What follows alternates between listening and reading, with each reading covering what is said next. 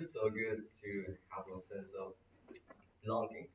Just running around, asking for acceptance, just make people look at you and hope that people really know you exist. Here's my story. I was born in Bangkok, Thailand. Growing up mostly with my grandparents and my mom. My dad is a diplomat, he's out home a lot. He always going abroad and staying in other country for a couple years, not coming back. When I was 8 years old, my mom made a choice to move and live with my dad in Switzerland. It was where he worked at the time, and I feel like I had a good time there. And I was really young because I was really young at the time, so I don't know that much. But I had a good time there. But my mom wasn't, so she decided to move uh, apart from my dad and return to Thailand.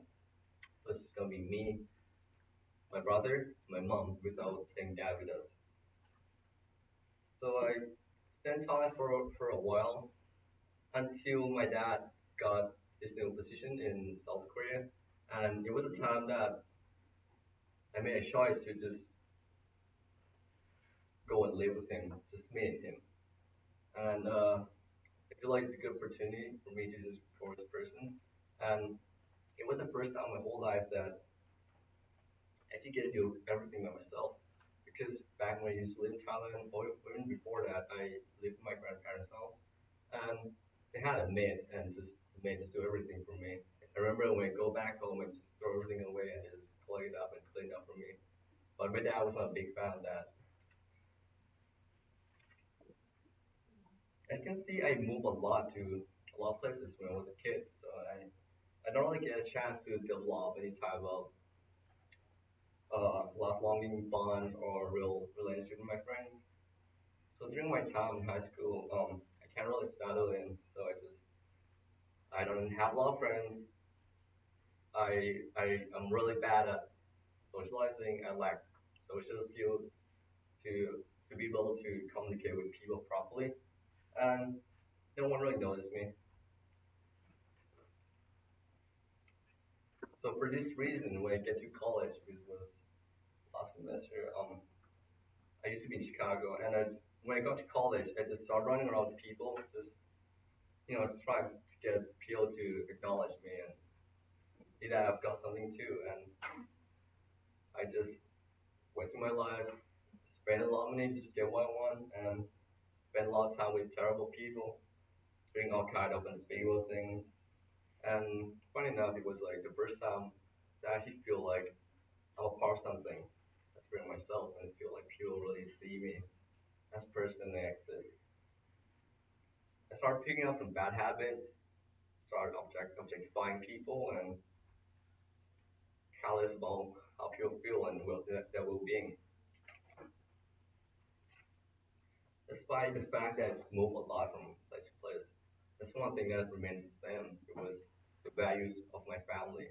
So all my family, everyone that I grew up with, they're just really compassionate for this. So they're really kind, forgiveful, and always help others. My grandma really spoiled me a lot to a point that I started picking up some habit of getting whatever I want. I would just get really upset, which was not a really good thing. But she taught me how to be compassionate and do not hold grudge against people. My grandma does a lot of charity, which I was kind of skeptical at first, but I started to change a little bit when I see the faces of people that she helped and how much it affects their life and how much it means to them. And I'm just really happy to see how my grandma affects them and the whole world and how the way they're being grateful to her.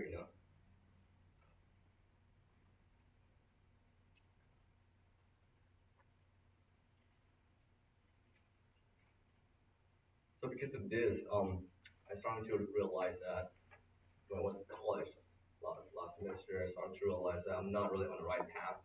What I'm doing right now is not beneficial for myself and others, and my family wouldn't like that. On the essay Self-Reliance, the guys probably have read before. This passage saying that you will eventually conform when you get exposed to certain culture and society for a while without having the courage to just being honest, remain honest amongst people. And I was fortunate enough to have a good family background to just be able to realize what I was doing was wrong and I should just stop doing it. So I took some time off. Solitude is the key. The desire, the greed, and the opinions of others only cloud obscure visions. Solitude allows that dust to settle, and you can attain the independence and strength to remain honest among people. One thing I've been doing was meditating. Meditation is a type of solitude. I have been doing that for a while now, and I'm still beginning, but it was the only time ever that I get to just sit back and reflect and explore myself and see who I really am without any influence on others from others. There was a saying that if you teach every 8 years old in the whole world how to meditate, you could just eliminate the violence from the whole world within a generation.